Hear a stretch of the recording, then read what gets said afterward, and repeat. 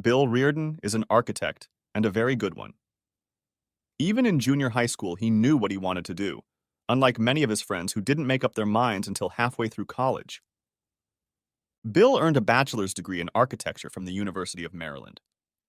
He wasn't able to pursue graduate school right away because the family needed to put his younger sister and brother through college. Instead, Bill was able to get a good job with a well-known architecture firm in Northern Virginia. He started at the bottom, doing nothing more than a draftsman's job. After all, you don't start designing skyscrapers right away. Nevertheless, Bill felt comfortable in his job and was completely familiar with the computer-aided design programs used. By being frugal with his income, Bill was able to save up the funds necessary to attend graduate school. He was fortunate enough to be accepted into the graduate program at Purdue University. His company saw him off with regret because they were pleased with his work. Bill's savings were not enough to cover all his expenses, so he had to work. He took a job as a draftsman for a local engineering and construction firm that did a lot of contract work for the city. He had a flexible work schedule, but still had most of his classes in the evenings. Since he often had to work for hours on the computer for both his employer and homework, he often found himself in the cafeteria late at night. He would find some quiet corner and settle down at the computer until it was time to go to class or go home. It was in the cafeteria one evening that he met Joan. Sometimes the cafeteria was so empty in the evenings that there were more workers than customers. Joan was one of those workers. Bill noticed her the first night she came to work. Although Joan was dressed in waitress-like clothes, with hardly any makeup on, and her hair styled in an unfashionable way, he recognized her as a very beautiful woman in both face and body. As time went on, they became more and more sociable with each other. She often brought him coffee without asking. Sometimes she would stay and chat with him for a few minutes, trying not to take up too much of his time if he was busy working on some project. Among other things, Bill learned that she was a single mom with a 1-year-old at home. And although county social services helped her with some income, she still had to work 2 jobs to make ends meet. Bill realized that there was a mutual attraction between them and eventually asked her out on a date Saturday night. Joan told him that she really wanted to go out with him, but she didn't have any friends or relatives who could watch the baby, and the cost of a babysitter was very high. Bill wasn't going to let the cost of a babysitter scare him off, and told her that he would cover that expense. She was genuinely disgusted and ashamed that she was so poor that she had to rely on Bill's kindness to spend time with her. It was more than honorable for Bill to do so. On Friday after class, Bill walked into Joan's little apartment. Joan was already there and dressed for their date. Her outfit confirmed Bill's earlier assessment of her beautiful face. Joan's nanny was also there. Joan was anxious for Bill to see her little daughter, so she carried her into the living room to introduce them. Bill thought it was the most beautiful baby he had ever seen. Her name was Joyce. Thus began Bill and Joan's relationship. Over the next few months, Bill fell in love with Joan and her baby. He was not at all embarrassed by the fact that Joan was a single mom with a baby. Joan fell in love with Bill and was grateful that he had so willingly accepted the baby as part of their relationship. Joan admitted that she had given birth to the baby out of wedlock. According to her, she was in a long-term relationship with her high school boyfriend. When they were both attending community college, she became pregnant. Her boyfriend wanted her to have an abortion, but she refused. He soon left her and went off to college in another state. Since then, she has had to struggle with a baby and living expenses. Social services helped her and provided some income. Her family also helped her from time to time, but she wasn't very well off herself. She worked 2 jobs to further increase her income. After a few months of getting to know each other, they started sleeping together. When Bill was nearing the end of his master's degree, he asked Joan to marry him. Joan was overjoyed. She had found a man she loved, who really wanted to be the father of her child, and in fact, loved him as much as she did. After graduation, Bill, Joan, and Joyce moved back to Northern Virginia, where Bill found a job with his former employer. This time, because of his high level of education and experience, he was hired at a much higher level than before and at a much higher salary. Bill and Joan rented a 3-bedroom townhouse with a 2-car garage. It was more than enough for their small family. A year or so after they settled into their home, Joan became pregnant. They had a baby boy whom they named Richard, but he was nicknamed Richie. Bill continued to work successfully as an architect, but he disliked designing large buildings, shopping centers, and apartment complexes. Part of this dissatisfaction was due to the fact that he still only did a small portion of the design. In addition, he rarely got to see the results of his efforts because it usually took years before a project was completed, and the projects themselves were often out of state. What really interested him was designing houses. When Joyce was 7 years old and Richie was 5, Bill found a house for them to buy. From his perspective, it was perfect. It was on a cul-de-sac in a good neighborhood, and the school district had high grades. While to many people this house might have seemed ordinary, it wasn't to Bill. His architect's keen eye saw the perfect house where he could both raise his children and run his business. The house was a 4-bedroom, 3.5-bath mansion with a large living room, a large family room, and a large dining room. It also had a 2-car garage. But what attracted Bill the most was that the house had a full basement where he could set up his home architecture business. Although the basement was currently unfinished, Bill saw that it was set up in such a way that he could take clients, design projects, and make models when needed. In addition, the basement had French doors leading out to a small, private landscaped courtyard. The asking price was $700,000, and Bill quickly offered to buy the house for that amount. He knew that he would have to spend at least another $100,000 to renovate the entire house and finish the basement. Nevertheless, he felt it was well worth the price. Joan thought it was perfect too, and the kids loved that they would each have their own bedroom. 12 years later, Bill was thriving as a home designer. In addition to earning a good reputation as an architect who could design everything from mansions to quadplexes, he owned a number of patents on home design ideas. He designed a series of very low-cost houses suitable for people who essentially couldn't afford a regular bread and butter house. He also invented folding houses for people in less developed countries that allowed them to enjoy all the comforts and protection of home, including water, gas, and electricity, without the need for expensive and extensive foundations and construction work. It also had designs that could be added to from time to time without the house looking like an unsightly appendage to the original design. A family could start with a 1-story, 2-bedroom home, and years later have a large, beautiful 4- or 5-bedroom home that grew with the family and its finances. Shortly after Richie went to kindergarten, Joan expressed an interest in working. She decided to pursue a career in real estate. She felt that by working as a real estate agent, she would be able to make her own schedule and thus be home with her family when needed. In addition, she would be able to earn a little money from time to time, which would make her feel like she was contributing to the family budget. Bill was in agreement with her career choice and thought it would be a good idea and would allow her to get out of the house and do something interesting. The cost of the real estate agent training program was very inexpensive.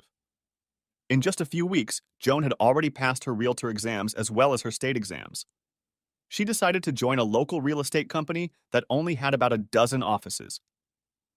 As it turned out, Joan was a natural-born real estate salesperson. Her good looks and pleasant personality made working with people the perfect profession for her. After a slow start and a few missteps, she became successful both as an agent representing sellers and as an agent representing buyers. That being said, she enjoyed working with buyers more.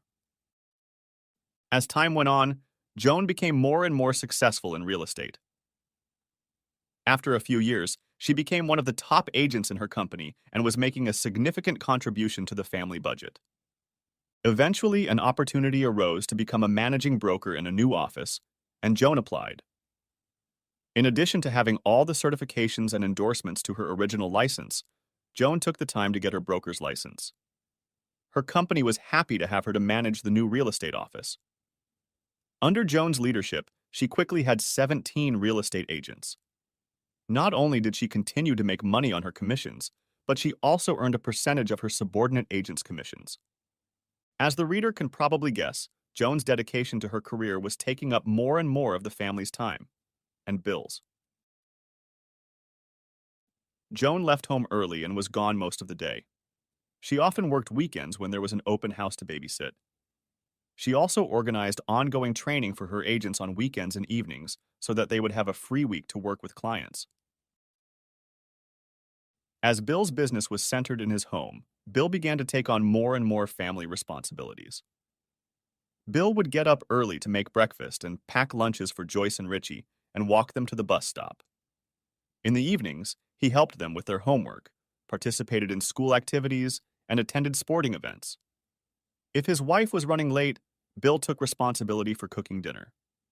He became quite a good cook and often cooked with Joyce, trying new recipes.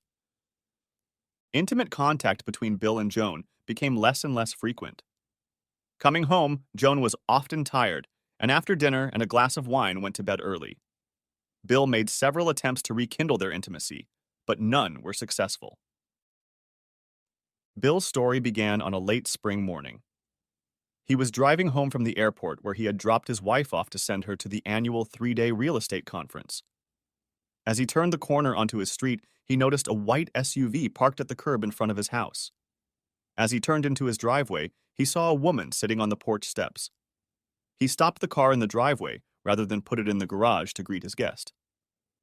When he got out of the car, the woman on the porch stood and waited for him to approach her. Bill assessed the woman from a distance. She was about 5 feet 4 inches tall. Her light brown hair was gathered on her head. She had a pleasant face. It would have been pretty if she had been wearing makeup, but she wasn't. From the wrinkles on her face, Bill realized she was in her 40s or 45 years old. She had a good figure, which she didn't try to show off in her slate blue pants and loose white blouse. Nevertheless, Bill noticed that she had a narrow waist and an impressive rack. The lady spoke first. "Are you Bill Reardon?" she asked. At the same time, she extended her hand for a shake.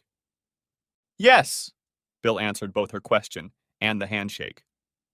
Before he could ask the lady what her name was, she spoke again. "I'm happy to meet you. My name is Beverly Dumont." "What can I do for you, Miss Dumont? Perhaps I have an appointment with you that I forgot about?" "Please, call me Beverly." "And if I may call you Bill," she said. "And no, we don't have an appointment. However, it is important for me to talk to you." Bill replied, "Beverly and Bill, then." Bill noticed that Beverly wasn't smiling and didn't look particularly happy. "Please come inside." Bill opened the front door in front of her. He noticed that Beverly had lifted her backpack, which seemed quite heavy. Once inside the house, Bill led Beverly into the spacious family room. Beverly chose a seat on the couch in front of the large coffee table. Bill was ready to settle into his favorite lazy boy chair. Then he remembered his manners and asked his guest if she would like something to drink. "A glass of wine would be nice," she declared. "Dark red wine, if you have it," she added. "Strong red wine is my favorite," Bill replied. Bill went to the kitchen and poured 2 glasses of Carnivore, his favorite Cabernet Sauvignon. He returned with 2 glasses of wine and a bottle, which he placed on the coffee table. Beverly immediately took several large sips of the wine. Bill noticed that she was preoccupied with something.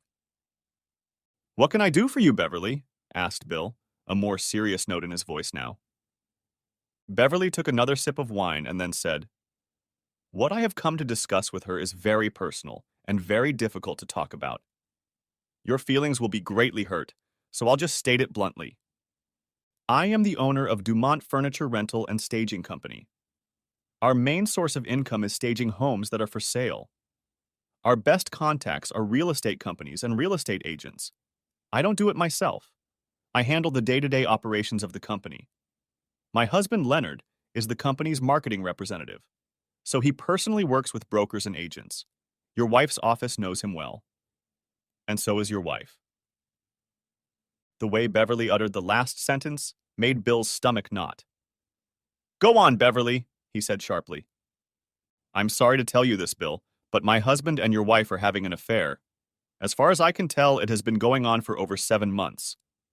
They meet at least once a week, usually in a house that is for sale and furnished enough to have a bed in it. The house is always listed as by appointment only, and of course, your wife won't allow any meetings while they're using it. Now it was Bill's turn to take a big sip of wine. I really find that hard to believe, Beverly. Do you have any proof? Photographs? Videotapes? Yes and no, Beverly replied. At first, I only had vague feelings that something wasn't as it should be. It was little things that seemed odd to me. For example, my husband didn't get as many things done in a day as he should have.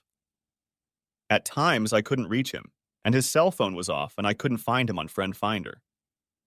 Then I thought I could smell perfume from him from time to time. This coincided with the days I couldn't find him. There were other incidents, but eventually it dawned on me that he might be having an affair. I can't put into words how exhausted I was inside after coming to that conclusion. I was nervous, I lost weight, I couldn't do my job. I was a complete mess. So I decided to find out the bottom line and hired a private investigation company to follow him. A week later, they informed me that he was seen entering a house for sale with a woman. They arrived in different cars. The woman's car had a real estate agency logo on the door. They usually stayed at the house for about 2, sometimes 3 hours and then left separately. It was not difficult for a private detective agency to determine that the woman was Joan Reardon, your wife. This pattern of appointments was repeated from week to week. However, I don't have a single photograph or videotape. That's what today is all about. I'm sorry to dump all this on you, Bill, in such a cold-blooded way. In fact, I wish someone would address me in a similar manner. Then I wouldn't have to be plagued by doubt and uncertainty for months. Bill was at a loss as to what to say and how to answer. He was about to tell Beverly that he still didn't believe her when their conversation was interrupted by a call on Beverly's cell phone. Beverly apologized, raising her hand to indicate that she needed to take the call. Bill could only hear one side of the conversation. "How are the preparations going?" she asked the person on the phone. "Are all the rooms ready? Audio and video? Will we be able to test it soon? Okay, I'll sign off." Beverly hung up the phone and turned to Bill. "May I log on to your internet server, please?" Saying this, Beverly pulled a laptop computer out of her backpack and set it on the coffee table. Bill, like a robot, typed in the password to connect to the Cox internet. As Beverly turned on the laptop, she continued to talk to Bill. "You just got back from the airport, right?" Answering her own question, she continued. "You took your wife on a flight to Atlanta for a regional real estate conference." "Yes," Bill replied. "She goes there every year. She told me she takes a lot of good information on how to market real estate, how to attract buyers and sellers, and so on. Sometimes she buys new software that comes in handy in her office, and she talks to various real estate-related companies." "Like mine, for example," Beverly interrupted. "I took my husband to the airport about 2 hours ago. I'm sure he's on the same flight as your wife." "My husband attends the same conference every year. He even gives a presentation on the benefits of staging in front of a combined audience. It's been very compelling and has brought in a lot of clients, both real estate offices and individual agents." "Did you know, Bill, that according to my investigation, your wife has no hotel reservations at the convention? Not in her name, nor in the name of her company. I believe she intends to check into my husband's suite." Beverly glanced at her watch. "Their plane should be landing any minute now. I don't expect a call from my husband until he arrives at the hotel. Your wife is probably going to call you as well." Bill replied, "Yes, she said she would call when she landed, and again later after she checked into her room." Bill felt a knot forming in his stomach that was getting bigger and bigger. "Tell me what's going on, Beverly," he commanded. "You deserve to know everything," Beverly replied. "I have long suspected that your wife and my husband intended to spend time at the hotel. I wanted to catch him red-handed on video. A few days ago, I rented a room at their hotel on behalf of my company. Yesterday and this morning, my investigators placed numerous video cameras and recording devices around the rooms. The cameras are connected to a server that broadcasts what is happening live to me through my computer and the same computer installed in my attorney's office. Everything will be recorded. Bill inquired, "What's stopping anyone else from seeing the image?" "A password is required to access the site. Only myself and my attorney have the password," Beverly replied. Bill's cell phone rang. Judging by the ringtone, it was Joan. "Just got here," came Joan's cheerful voice as soon as he answered. "How was the flight?" asked Bill. "Easy. I decided to treat myself and flew first class. I had a nice lunch and even managed to take a little nap. Of course, the company will pay for all that, as well as the conference and the hotel room." Bill finished the thought. "And you'll be able to write it off on your taxes as a business expense, right?" "That's right, honey," she said. "Next year, you'll have to come with me and we'll make a vacation out of it. Atlanta's a great place for tourists." "And lovers," Bill said without even thinking about it. Beverly looked up quickly and shook her head as if to tell Bill not to hint at his suspicions. "Then it's a date," Bill quickly added. "Even if you have to hang out with your realtor friends during the day, we'll have ourselves a vacation. At night, I'll only want to see you in your bright red negligee." Joan replied, "My luggage is here. I have to go. I'll call you tonight from the hotel. It will probably be early tonight because there's a social cocktail party scheduled for 7 o'clock in the boardroom." "Okay, baby," Bill signed off. "I love you. Don't ever forget that." "I love you too. Bye." Bill turned to Beverly. "I still can't believe she did that to me, to us, to our family." "I didn't want to believe it either," Beverly said. "All the little clues were eating away at me like acid. Now, after all these months, I have to find out for sure." Beverly typed a few characters on the computer. "This is it," she exclaimed.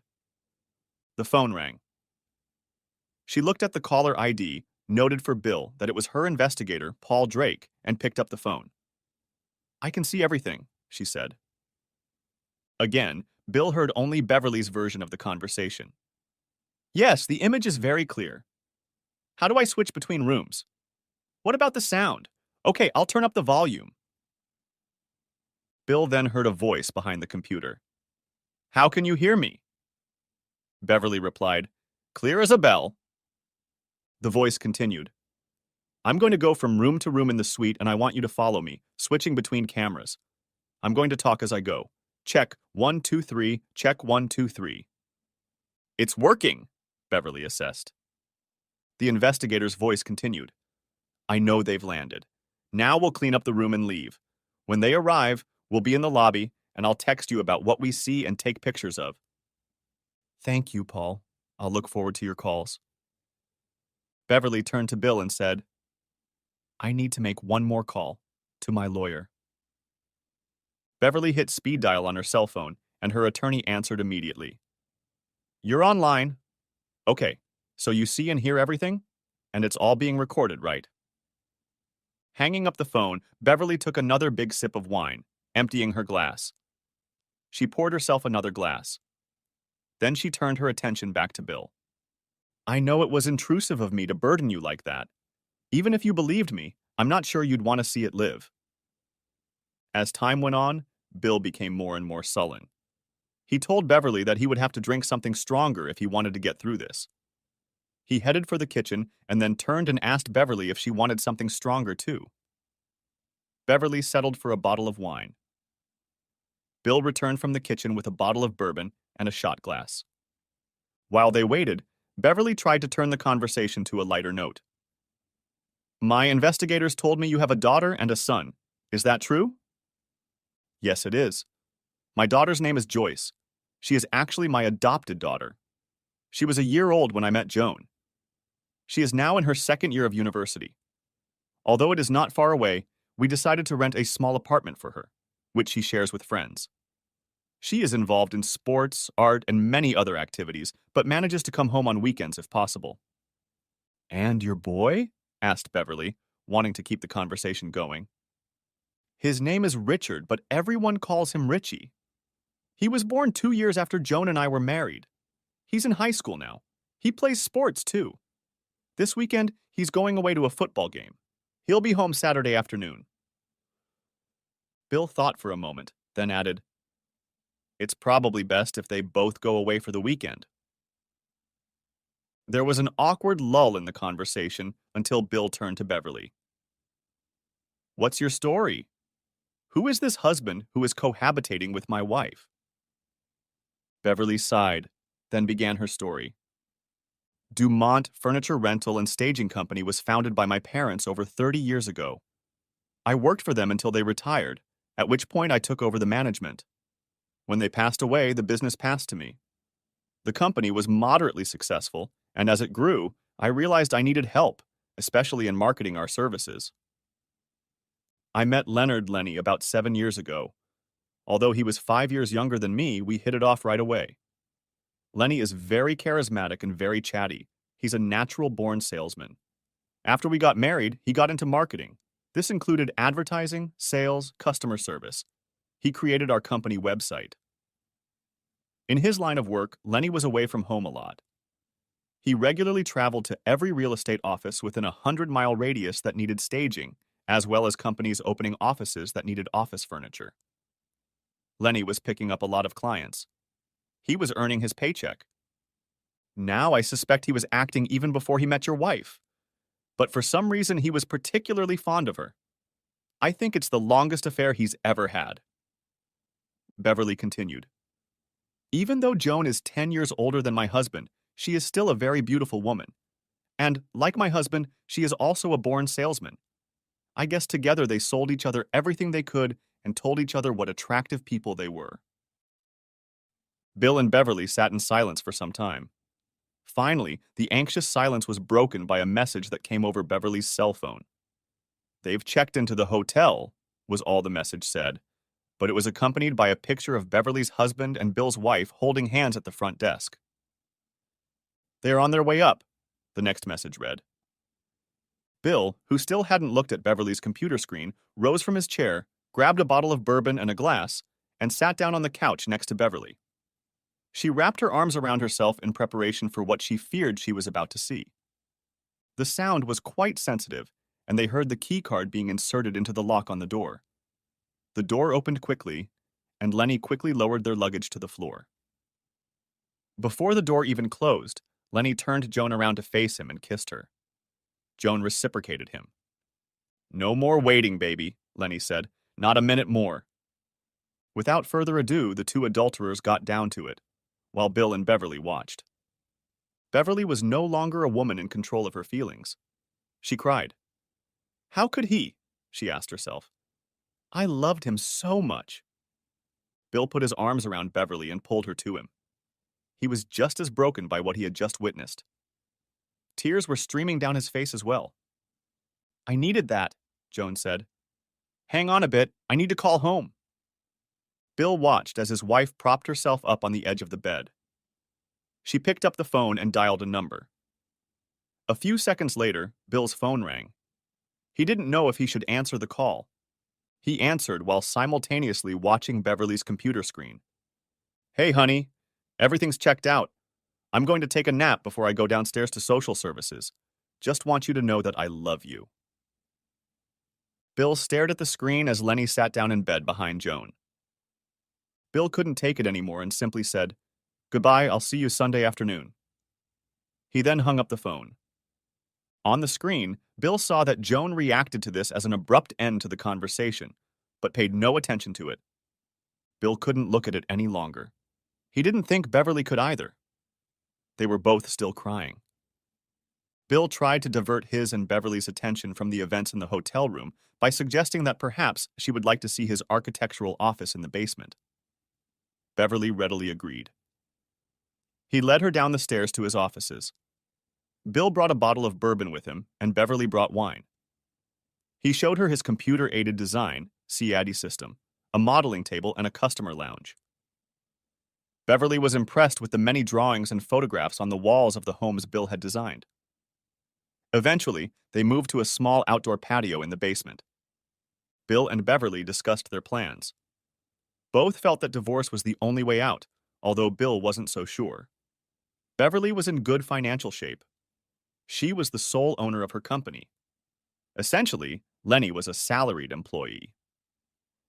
As valuable as he had been in marketing Dumont over the past few years, he was expendable. For the next few hours, Bill and Beverly tried to do things that took their minds off the computer. Other than that, nothing happened while the two adulterers were at their social hour. Bill volunteered to make sandwiches and Beverly heated up soup. They passed the time by pushing the events at the hotel to the back of their minds. At about 10:30 p.m., Bill and Beverly heard voices on the computer and settled down on the couch with drinks. The adulterers returned to their room. Although Joan couldn't tear herself away from Lenny, he dismissed her, saying he had to call his wife. Beverly's cell phone rang. "Hey, baby," she said. "Hey, doll," Lenny replied. "I've already checked in. It's a great room. It's a suite. It has a sitting area, bar, microwave, and refrigerator. Thank you." "You're welcome, dear. I thought you could use the extra room to socialize with clients while you tell them about our company's capabilities. It can all be blamed on marketing." Lenny's attention was divided, and he struggled to focus on the phone conversation. He needed to finish it. "I'm really tired, babe. I'll call you tomorrow. I love you." Beverly replied through clenched teeth. "You don't know how much I love you." They watched their spouses for a few more minutes. Joan asked Lenny, "How long have you been playing with your wife?" Lenny replied, "Since we got married. I love women. They're like flowers just waiting to be plucked. Married women are especially attractive because they usually don't want a permanent relationship and often tell me they still love their husbands." "Do you?" Joan replied, "I love my husband to death. He saved me and my daughter from a life of poverty. We have a wonderful son. Bill saved enough money to send them both to college. He sent me to real estate school. We have a very nice house and lots of friends. We have a wonderful life together." "Then why is that?" inquired Lenny. "I found out a while ago," Joan continued. "When I was just starting out as a real estate agent, a wealthy buyer made me an offer. He said he would buy this house from me at a specified price if I would sleep with him. He was nice looking and very polite to me. I reluctantly agreed. He took me to his hotel room, and I loved it. And I got a huge commission. Officially, I guess that makes me a whore. However, after that incident, I decided that if I needed to do it again to sell a house, I would. It didn't happen often, maybe a couple times a year, but I did what was necessary to sell. Bill was very happy for me and said that my personality was what made me a great real estate agent. He was partly right. In fact, you are the first man with whom I have had a lasting romance. However, I don't expect our relationship to last forever. Eventually, we will grow tired of each other until we just stop. Then you'll just become a secret, pleasant memory." "I should get home before I get so intoxicated I can't drive," Beverly announced. She pulled a pen and notepad out of her backpack and wrote something down. "If you want to watch this disaster on your computer, here's the website address and password." She turned off the computer, closed the lid, and put it in her backpack. "I'll be back here Sunday morning when they leave the hotel to give you the DVDs my attorney has burned. Let me know your intentions. I intend to meet with my husband right away." Bill escorted Beverly to her car. When he opened the door in front of her, she turned to him and gave him a tight hug that lasted several minutes. In fact, they hugged each other. Then she drove away. Back at the house, Bill walked to his office and unplugged the laptop, which was connected to a monitor, printer, and other peripherals. He brought it into the family room, set it on the coffee table, and plugged it in. Then, turning it on, he typed in the website address and password. He didn't see his wife in the first image of the hotel room and switched to another until the image of the bed appeared. It was night and the lights were off, but the low light of the video camera showed his wife lying in bed with Beverly's husband, Lenny. For the first time, Bill was able to analyze his feelings. He was hurt, very hurt. How could Joan do this to him, to them, to their marriage? And he was humiliated. Not only that, but Joan admitted that she had been having fun with other men to sell houses. That admission alone drove him to believe that divorce was the only way out. Bill thought their life was comfortable, and that's when Bill became angry. How could she do this to him, to the family he loved, to the children, to the marriage? He felt he couldn't justify Joan's actions. The only thing left to do was divorce. He would not become a willful cuckold. His pride and self-esteem would not allow him to be married to a woman who showed him such disrespect. Bill continued to drink. Too much. A drowsiness came over him. The last thing he remembered was around 11 p.m. when Lenny woke Joan from a deep sleep. Sunday afternoon. The cab stopped in front of the Reardon house. It could have parked in the driveway, but Joan Reardon's car was parked there. Joan Reardon got out of the cab just as the trunk opened. As she looked around, she noticed her daughter Joyce sitting on the steps of the covered porch. She turned to her daughter. "Help me with my luggage, please." Joan turned to pick up her luggage, which the driver placed on the curb. She was going to leave one bag for Joyce, but when she looked for her, she was still standing on the porch steps, not moving. With some difficulty, Joan dragged the suitcase across the lawn, slinging one carry-on bag over her shoulder and holding the briefcase in one hand. Joyce watched her expressionlessly. When Joan finally reached the cement walkway in front of the porch, she put everything on the floor. She was visibly angry. "You could have helped me, you know." Joyce didn't react or say anything. "What are you even doing home?" "I thought you were at school." Joyce replied, "I came home Saturday morning when I found out you were leaving for your conference. I wanted some one-on-one time with Daddy." "And where the hell is your dad?" "He knew what flight I was coming on. I waited for him for over an hour. I called him probably 10 times, but there was no answer. All the calls went to voicemail. What the hell is he doing that's more important than picking me up on time?" Joyce spoke for the first time. "Daddy and Richie are at Lake Ann Park." Joan became indignant. "Why the hell is he there and not at the airport?" "They're having a beer together, relaxing and bonding," Joyce replied. "I don't know what's gotten into him, but I'm going to give him hell when he gets home." Joan climbed the porch steps and went to the front door. Trying to open it, she found it locked. Damn it. She cursed and rummaged through her purse for her keys. Joyce watched her with quiet amusement. When Joan tried to unlock the door with her key, she found that it didn't fit the lock. "What the devil is going on here?" she said frustratedly. "Your keys won't fit anymore, Mom. Dad changed the locks yesterday." "Why the devil did he do that?" resented Joan. "They were working fine when I left." Turning to face her daughter, Joan noticed a pile of 7 or 8 black plastic garbage bags at the far end of the porch. There were also 2 cardboard boxes on a patio table and 2 large suitcases next to the railing. "What's all this stuff doing here?" Joan asked. Asked Joan. Joyce stood up and looked at the far end of the porch. "It's all your stuff, Mom, all of it.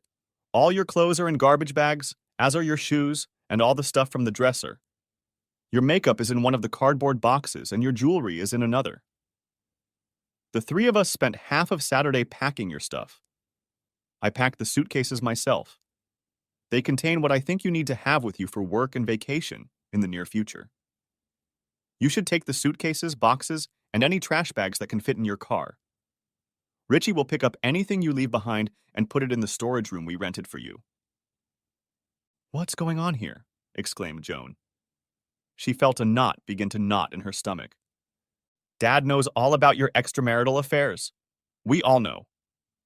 Joan replied, not quite sure what she was saying. "That can't be true. I've been so careful." "Maybe you have been careful, Mother. Of course, Pa never suspected you of adultery.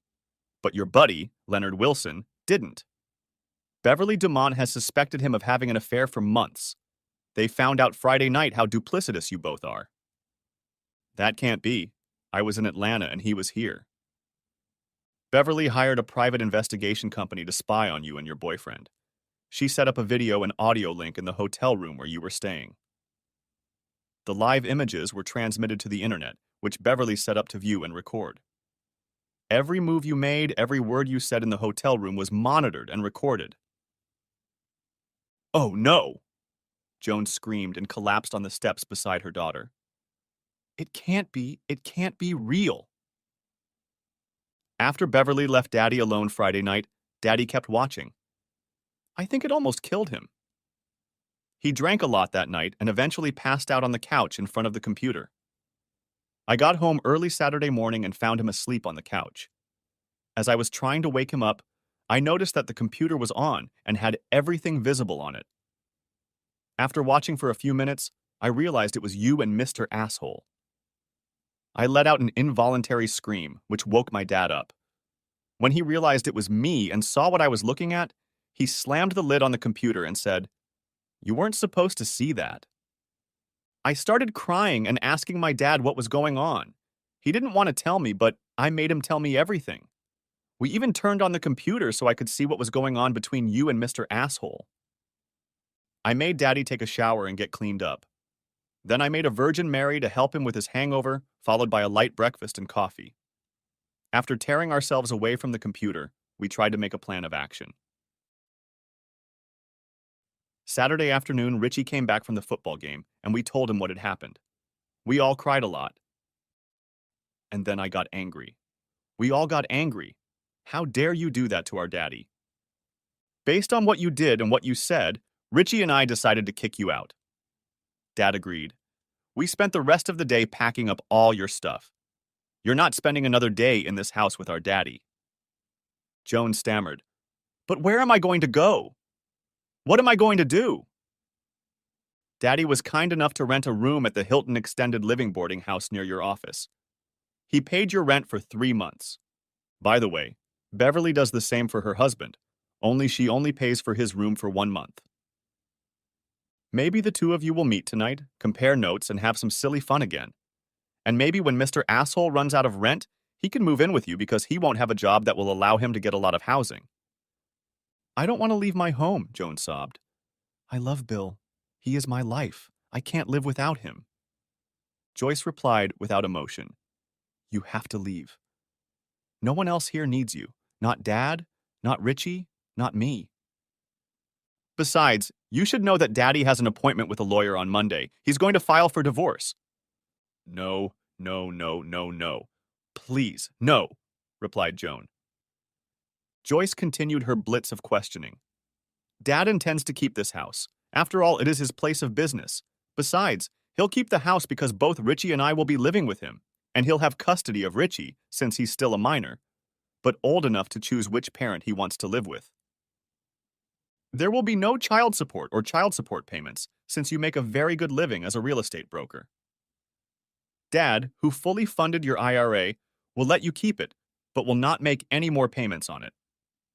Besides, you'll now be paying for your car, auto insurance, maintenance, and property taxes. Joan looked into her daughter's unsympathetic eyes. How can you be so insensitive? Daddy told me many times how much he fell in love with you when you first met. He told me he fell in love with me then too. He told me he couldn't have loved me less if you and he had more daughters after you were married. And I couldn't love him more, even if he was my biological daughter. I'm Daddy's little girl. He took care of you and me for 20 years. He provided us with a beautiful home, wonderful vacations, and sent Richie and me to college.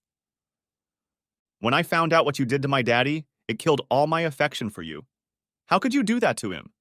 What made you do it? Tell me why. Joan, unable to stop sobbing, replied, At first I just got caught up in the pressure of selling the house. A handsome and charming man offered to buy an expensive house at an exorbitant price if I would go to bed with him. I really wanted to show Bill that I could be a successful real estate salesman and contribute to the family budget, not sit at home and do nothing. A few months later, something similar happened, although I must admit I was more flirtatious with this client.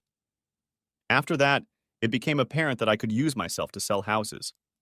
It didn't happen that often, maybe a couple times a year, but it just seemed to be a factor in the selling process. I knew several other female agents who did this too, some more often than others. Then, about 8 months ago, Leonard came into the office. He was marketing Dumont's steading business and was giving presentations to my sales agents. Some of them started using him to design the homes they were selling. As a result, he started showing up at the office more and more often. He openly flirted with me. I found him not only charming, but also handsome. We started going out to lunch together. It got to the point where we were holding hands, hugging, and eventually kissing. One day he took me to one of the houses my office had put up for sale. He wanted to show me how nice it looked after he had decorated it. Among the decorations was a bed. It wasn't long before we ended up in the same bed. That's how our romance began. So first you became a whore to sell houses, and then you became a whore for some fast-talking salesman. I thought I was being very careful, but apparently I wasn't. I never wanted to hurt your father. I tried to be as affectionate with him as I always was. I thought he would never suspect. Joyce spoke up. You were careful, Mom. Dad didn't even realize you had become a whore. Unfortunately, Mr. Asshole wasn't as careful as you were, and Beverly began to suspect him. Eventually, using the services of a private investigation agency, she got to the bottom of it and found out who you were. She set up her own little operation to find out definitively what the extent of your relationship with Mr. Asshole was. Please, baby, don't chase me away. This is my home. Your Bill needs me, Joan pleaded. I don't think so, Mama, Joyce replied. For as long as I can remember, Dad has been making breakfast for Richie and me in the mornings. He also made our school lunches for us. Since he worked from home and made his own schedule, he did his own grocery shopping and took our clothes to the dry cleaners. The only thing he doesn't do is clean the house or do laundry. We have a maid for that. He also often cooked dinner when you said you'd be late for one reason or another. Joan continued to make her argument. But your father needs me for other things too, like companionship and intimacy. I don't think Dad is more interested in socializing with you. Besides, I'll be around now. I'm moving back home and will be traveling to classes for the next few years. Richie is going to do the same. We're going to take care of Daddy. Besides, Dad still looks good. We've already talked him into shaving off his beard. I intend to enroll him in the gym and help him lose 20 pounds. And I'll cook nutritious meals for him that will help too. When he's at fighting weight, I'll take him shopping for a new closet, including suits, tracksuits, casual clothes, shoes, etc. Remember, Richie and I are going to let him out of the house more often. We're going to take him to school sporting events and theater performances. Daddy will become more cosmopolitan and less reclusive. As for female companionship and intimacy, I have a pretty teacher of convenience who has been divorced for a long time. Her son and daughter are in college. I think she and Dad would make a cute couple.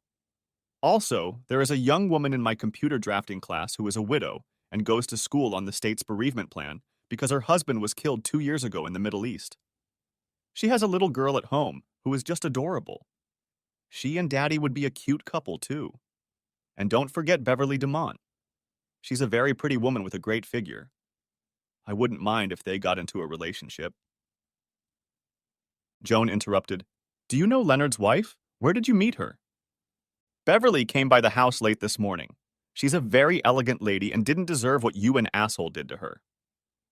Beverly, Dad, Richie, and I all had a late lunch together.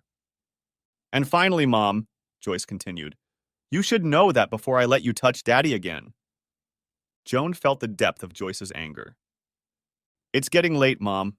Before you go, I have a few things for you to do. First, I have the address of your new home and the key to your apartment. Joyce held out a manila envelope to Joan.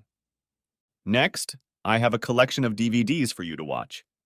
Beverly brought them when she visited us today. Maybe you and Zazrans can entertain yourselves with them in the evenings. Receiving the gifts, Joan collapsed on the porch steps. They were physical evidence that her future had indeed changed in such an unimaginable way as Joyce had described. Now, Mother, I've got to go. I'm meeting Daddy and Richie tonight at a nice restaurant where we're going to make plans for the future. Please, Joan pleaded. Is there nothing I can do to make the pain go away? To earn a second chance? To be forgiven? I can't think of anything, Mother. Maybe in time we'll figure something out. Richie and I will probably eventually forgive you because you're our mother. Dad will probably forgive you too, but it won't be anytime soon. The end. Thanks for watching, I hope you enjoyed it, so subscribe to my channel and watch the next video. Alright, everyone's presentations are done. Nick, the manager, said as he tried to move the discussion forward. Excuse me, I haven't.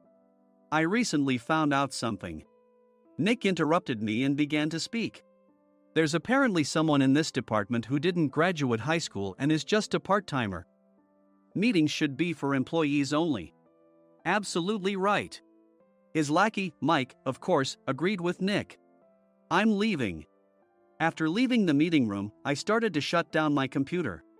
I noticed that an email had arrived, not in my personal inbox, but in the company's shared email. Thinking, there's no point in speaking up, no one will listen, I went home quietly.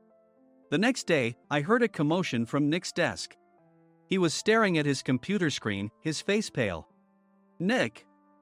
Is something wrong? Mike looked at the screen with him. And he turned even paler than Nick. Why is he so angry? Knowing the reason for Mike's distress, I thought to myself, serves them right. My name is Adam. My mother passed away when I was in the 9th grade, and I was raised by my father. Well, you could hardly call it being raised. After my mother passed, my father changed. He drowned his sorrows in alcohol, and though he still went to work, he squandered our living expenses on horse racing. Because of that, I had to start working part-time as soon as I entered high school. Every month, I went to the convenience store with bills in hand that couldn't be auto-deducted from my father's account. Even though I endured it because I didn't want to be alone, I reached my limit in my second year of high school and dropped out. I found a live-in job at a distant inn. Thank you for everything. The day I left home, my father, still staring at the TV, spoke. Take care. That was our last conversation. Back then, 18 wasn't the age of majority, so I needed my father's permission to work, and I couldn't hide my place of employment. Yet, my father never visited me even once. I kept working just to survive, and before I knew it, I was 42. Years of hard work paid off, and I was transferred to the headquarters. I was thrilled to be recognized by the company, as I thought I'd be working in the field until retirement due to my lack of formal education. Listen up. Our work can change the future of our employees. Don't drag us down. On my first day after the transfer, Nick, dressed in an expensive suit, spoke sternly. There was a reason for this. Our inn was located in a prominent tourist destination, known so well that everyone in the state could sing its commercial jingle. At its peak, we had 5 locations within the state. But that was long ago. Due to financial difficulties and aging facilities, only the place where I had worked for many years and the original establishment remained. I was prepared to lose my job anytime, but now there was a glimmer of hope. With the rise of social media, the tourist area where the inn was located started gaining attention again. Depending on how hard the sales department, where I was transferred, worked. We could either thrive or be forced to give up this prime location to the new hotel chains continuously popping up. For Nick, who had switched careers from another industry to strengthen our sales, this was a battle he couldn't afford to lose. I understood why he had to be strict. I will do my best. Nick sneered at my enthusiastic declaration. Did you not hear what I said? I'm sorry. I thought I was listening carefully. Out of habit from years of customer service, I apologized reflexively, though I had no idea what had offended him. Someone was watching me with a smirk. In this department, there are those who are expected to excel and those who have been shoved here because they have nowhere else to go. You are the latter. It was Mike, the section chief. He's 7 years younger, at 35. But he was called to headquarters much earlier than I was and had been moving around within the headquarters ever since. I'm not jealous, but I can't accept that he's my boss. Graduating from a prestigious university, he has an unusually high pride and caused many problems as a newbie, making things very difficult for me when I was the front desk leader. When I found out Mike was transferred to the sales department a month before me, I was disheartened. Mike is right. With just a middle school diploma, there's not much you can do. Don't even think about achieving results. As if I didn't exist, Nick remarked, I'm thirsty. Mike eagerly ran to the coffee maker. It seems Mike is Nick's lackey. I regretted being happy about my transfer to headquarters, wishing I had stayed on site forever. Send a direct mail to every company on this list by the end of the day. Nick only assigned me tasks that even a new graduate could handle. What?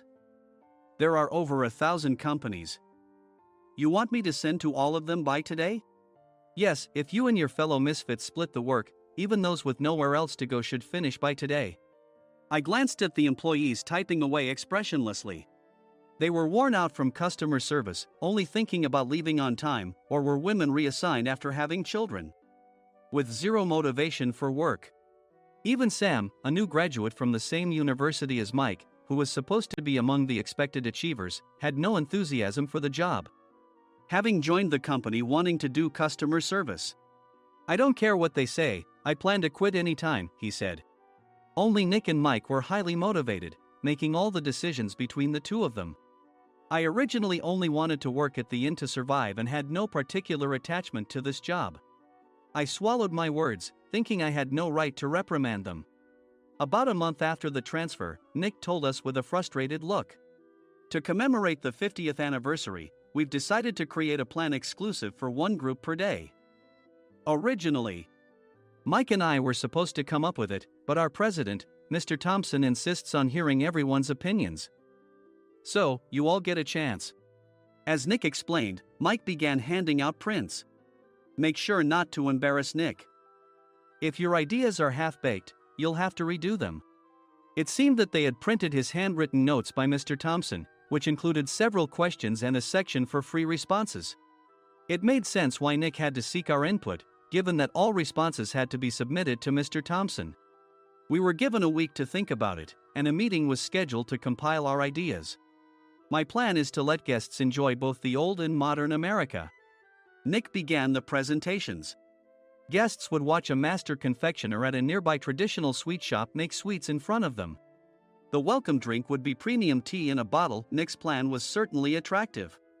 After his presentation, Nick called on us to present in the order we were seated. Just as I stood up for my turn. All right, everyone's presentations are done. Excuse me, I haven't. I recently found out something. Nick interrupted me. There's someone in this department who didn't graduate high school and is just a part-timer. He was likely talking about me. I joined the company as a part-timer and was made a full-time employee when I turned 20. That was 20 years ago, so Nick and Mike probably had no chance to know until recently. Meetings should be for employees only. Absolutely right. After that, Nick kept creating opportunities to solicit everyone's opinions, purposefully excluding me from speaking. The meeting unexpectedly heated up and went past the scheduled end time. A few people asked to leave, and the discussion continued with the remaining few. Still here? Normally, you'd leave in that situation. Though I had no attachment to the job initially, hearing kind words from customers made me want to make them happier. For someone like me, with nowhere to go, the inn was my home and customer service was my life. I felt pathetic about my current self. I'm leaving. I left the conference room and started shutting down my computer. I noticed an email had arrived, not in my personal inbox, but in the company's shared email. Thinking no one would listen to what I had to say anyway, I quietly went home. The next day, while preparing the DM as instructed, I heard a commotion from Nick's desk.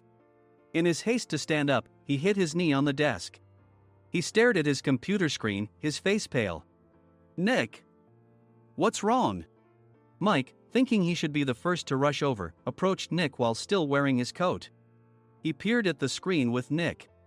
And he turned even paler than Nick. Why is he so angry? Who is responsible for this company? Nick, more irritated than ever, asked, and Mike answered without checking. Probably Sam. Sam wasn't there because he was attending a morning training session for new hires. Nick gave up on getting angry and returned his gaze to the screen. They were looking at an email that arrived right after the end of the working day yesterday. Apparently, no one, including me, had checked it before leaving. The email was from a large company that used us for their annual employee trips. The president and executives of that company also frequently used our services personally. President of the company, Mr. Mason himself, had declared that neither he nor his company would ever use our services again. Well, some companies cancel their employee trips or stop using our services due to financial struggles. Let's just move on. Mike kept wiping the sweat from his forehead with a handkerchief. Knowing why Mike was so agitated, I quietly watched their interaction. Do you know how much revenue we get from that company? We can find other guests to fill the rooms, but we'll lose the banquet costs, gift shop revenue, rental car fees, and more. Moreover, the gifts were supposed to be prepared by the traditional confectionery shop involved in Nick's proposed plan. If it's known that we incurred such a huge loss at this critical time, Nick's position in the company would be jeopardized. Nick took a deep breath, seemingly trying to calm himself. All right, Mike. Go to New York right now and apologize to Mr. Mason. What? You're coming with me, right? I have urgent work to do. I trust you, which is why I'm entrusting this to you. Please. Mike, believing Nick's sincerity, agreed with a determined look on his face, saying, yes. That's Nick for you. Even if Mike went to apologize, Nick would shift all the blame onto him if the client didn't change their mind. Well, it was Mike's fault to begin with, so it served him right. About 3 hours later, Sam answered a call from somewhere and repeatedly apologized, saying, I'm very sorry. Everyone watched to see what was happening. After ending the call, he informed Nick with a weary tone. When Mike arrived at the client's company, he only made things worse, further infuriating Mr. Mason. He was demanding, get his boss here immediately. It was no wonder Sam was exhausted, dealing with such a call right after returning from training. What is that idiot doing? All right, Adam, you're coming with me. If sacrificing Mike didn't work, then I must be next. Normally, I'd want to refuse at all costs, but I saw an opportunity in this situation. If I can be of assistance, I'd be happy to join you. I obediently followed Nick, and we flew to New York. When we introduced ourselves at the reception, it became clear how serious the situation was, as the receptionist personally escorted us to the president's office. Angry voices leaked through the door, making both Nick and me uneasy. Excuse me. I'm Nick, the supervisor. I understand my subordinate has caused you trouble, and I deeply apologize. Nick, with his experience in the corporate world, knew enough to offer an apology before excuses. However, his customer service skills left much to be desired. I sighed as I saw Mike trembling like a small dog in the corner of the room. What kind of training are you giving your subordinates? Mr. Mason glared at Nick with a red face. The intensity of his gaze made even Nick take a step back. Regrettably, I joined this company only 2 years ago and was unaware of Mike's issues. I should have identified his shortcomings sooner. Indeed. I should have realized sooner. No sensible person would come to apologize and then give a lengthy presentation on the drawbacks of not using their in. Nick froze, his mouth slightly open. Suspecting the worst, I picked up the documents that had fallen to the floor. It seemed Mike hastily prepared these documents on the plane, listing the disadvantages. Disadvantage 1: if you change the venue for the company trip, employees might suspect it's for cost-cutting reasons, leading to a negative impression. Reading it aloud half-jokingly, Nick snatched the papers from my hand and checked the contents with a furious expression. Among the stack of documents was a receipt from a nearby convenience store's copy machine. I felt a pang of dread, hoping he hadn't shown the receipt as well. What do you think he said when I asked what kind of nerve he had to do this? I'm very sorry. Faced with the dire situation, Nick must have thought there was nothing left to do but apologize. In a voice smaller than I'd ever heard from him, he uttered words of apology. He said, I'm a Harvard graduate. I don't believe I said anything wrong. Mike, what have you done? Forgetting his plan to pin the blame on Mike, Nick yelled loudly, even in front of Mr. Mason. I didn't do anything wrong. You're still saying that? Look at him. Mike pointed at me with a shaking hand. I was assigned to headquarters in my 20s and now I'm a section chief. This guy only made it to headquarters at 42. Everything I've done proves I was right. So why are we losing the contract? Having said his piece, Mike collapsed to the floor. Of course. You were sent there because you had nowhere else to go. Mike never expected to hear such words from someone he looked down upon. He lunged at me, and Nick hurriedly stepped in to stop him. Mr. Thompson told me Mike is a quick thinker, and to take good care of him. There's no way he was pushed aside. Don't make things worse here. He didn't say quick thinker, he said only quick-witted, didn't he? I don't remember that part. I recalled the many troubles Mike caused when he was a newbie. When Mike was on the front line, his pride was so high that he never apologized to customers. Customer service, especially in our job, doesn't work alone. It brings both good and bad situations. If the front staff or housekeepers made mistakes, or the cleaning company didn't properly clean a room, one had to apologize to the customers regardless of personal fault. Mike, in such situations, would never apologize, insisting he wasn't at fault. This often angered customers, and as the front desk leader, I frequently had to apologize on his behalf. He caused complaints and disrupted operations, which is why he was quickly moved to headquarters. In departments where he didn't interact directly with customers, his quick thinking was beneficial and things went well. But it seemed his flaws were starting to show. Corporate reservations are supposed to be entered into the system by the sales representative. But a quick check yesterday revealed that more than 10 items were missing from the client's reservation. The handover document clearly stated what needed to be prepared. Why didn't you enter it into the system? Why do we have to give them special treatment? Filling rooms near the banquet hall, setting up all the food in advance. Specifying the brand of wine, they're too demanding. No wonder he always angered customers, I thought, feeling a headache coming on. Grouping them in rooms near the banquet hall is for our benefit too. It makes it easier for the staff to set up beds and serve breakfast since everyone's schedule is synchronized. As for the other requests, Mr. Mason suggested them to lighten our load. I didn't know that. Nick finally seemed to realize that Mike was the one who had angered the client. What did you say to them? I just told them we wouldn't give them special treatment anymore. We shouldn't waste effort on things that don't bring in money. I was utterly exasperated at his lack of understanding of customer service.